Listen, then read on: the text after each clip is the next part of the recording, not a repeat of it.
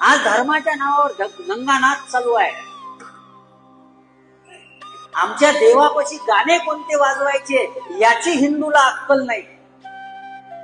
आणि गर्व से कहो हम हिंदू आहे.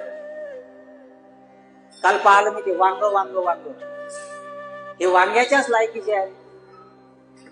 ते वांगेच आहेत ना, सडले वांगे. आणि सगळ्यात मोठे पागल कोण माहित आहे?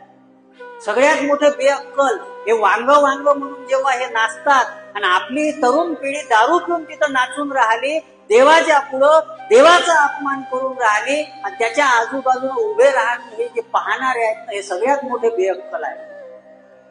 हे भीष्माचार्य जसे झोपले होते ना, यांनाही भोगावं लागेल ही गोष्ट लक्षात ठेवा. कोणता धर्म आहे, कोणता कार्यक्रम, काय करतोय आम्ही, काही कोणाला घेणं देणं.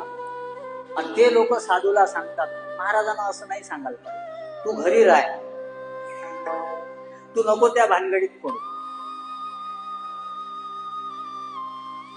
रोग जाण्याकरता गोड दवाई दिली जात नाही, कडू औषधच द्यावं लागते.